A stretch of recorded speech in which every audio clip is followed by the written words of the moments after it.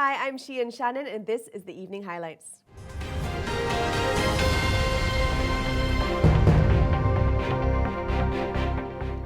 The country's once-inspired IPO market is slumping. There's the slowing economic growth, currency volatility, and lackluster performances by some of the recent new listings.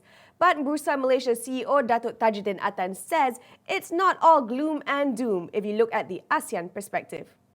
The amount of IPO companies that have been listed this year is lesser than last year.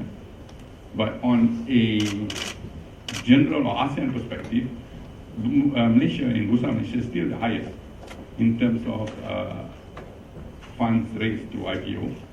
And to a certain extent, even the secondary listing is even higher than the IPO. In 2012, Malaysia had a record year with IPOs, with a flurry of offerings that raised some 22 billion ringgit.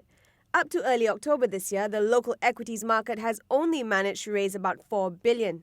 And some notable listings have been called off, including offerings by Edra Global Energy and Westar Aviation Services. Sacked UMNO man Datuk Sri Khairuddin Abu Hassan and his lawyer Matthias Chang have been charged with sabotaging the economy. Both are accused of committing the offence in various nations, including Switzerland and Singapore, between June and August this year. Khairuddin has been travelling to financial capitals around the world, dropping off documents at the offices of law enforcement agencies in a bid to spur investigations into troubled 1MDB. The fund is heavily indebted and it faces allegations that money has been siphoned off from it. Prime Minister Datuk Sri Najib Razak is chairman of the fund. Khairuddin and Chang were charged under the Penal Code, which would see them jailed up to 15 years if convicted. But the procedures that will be used will be different, as they were both detained under SOSMA, which is an act that deals with terrorism-related offences. No plea was taken and the magistrate set October 26 for remention. As SOSMA cases are not bailable, both men will remain in remand until then.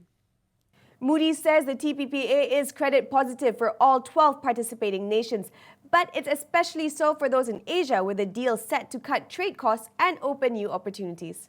Now, details of the sweeping Pacific Rim Pact aren't out just yet, but Moody's says greater access to the US market should make Asian countries the biggest beneficiaries in GDP relative terms.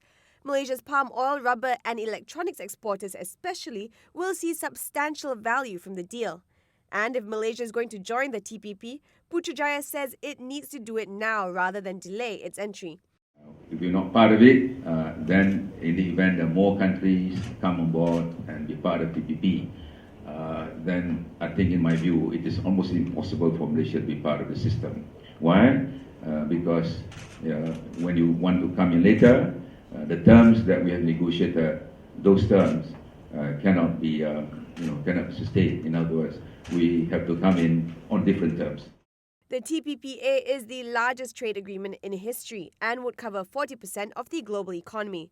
The talks were led by the United States and involves 11 other countries, including Malaysia, Peru, Japan and Mexico. Bypassing congestion is going to get more expensive. Come this Thursday, motorists will be forking out more for tolled highways. The rate hikes range from 20 cent to as high as 3 ringgit. According to state agency Bernama, the highways affected are the Smart Tunnel, Duke, Silk, Max, MPE and the KL Karak Highway. Some of the hikes are pretty steep. The Smart Tunnel, for instance, will now cost 3 ringgit to use instead of 2 ringgit, while passenger vehicles traversing the Silk Highway will pay 1 ringgit 80 cent, up from 1 ringgit. Meanwhile, Berita Harian reports that Akle, Guthrie Corridor, Latar and Kemuning Shah Alam Highway will also see a hike. 19 highway concessionaires are entitled to raise their toll rates this year. If the hike doesn't happen, the government will have to pay about 550 million ringgit as compensation to these companies. Last year, a toll rate increase postponement cost the government nearly 560 million ringgit. And that's a wrap for this edition of the Evening Highlights. I'm Shein Shanin. Thank you so much for watching and good night.